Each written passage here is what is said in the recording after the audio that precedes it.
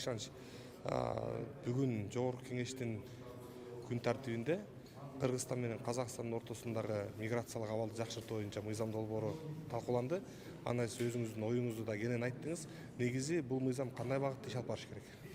Бул мыйзам деген негизи кагаз жүзүндө калбаш керек да. Кагаз жүзүндө калбаш керек. Бул деген карым катнаш түзүш керек. Мындай жалпак тил менен айтканда кыргыз менен казак бир тууган эл. Өзүнүн тарыхы бир, дилибиз бир, динибиз бир дегендей. Анан биз бири-бирибизди колдобосок болбойт.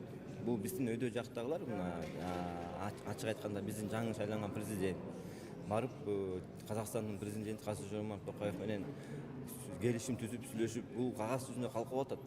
Карапайым калк, карапайым эл учуруп атат деген Казакстандын күч түзүмдөрүнүн мамилесине, Казакстандын жумуш берген жарандардын мамилесине баары бир биздин кыргыз карапайым калк учуруп атат. Биз угуп атабыз, фактылар бар. Биздин жарандарыбыз барат, иштейт, айлыгын вовремя албайт, же айлыгын алса дагы аз алат, бербей коет.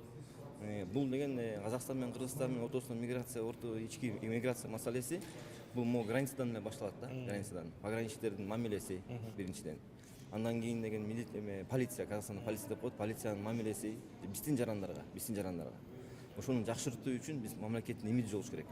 Мамлекеттин имиджин көтөрүш керек эң биринчиденчи. Мамлекеттин имиджи көтөрүлүп турса, анда деген Кудай буйруса баары жакшы болот го деп ойлойбуз.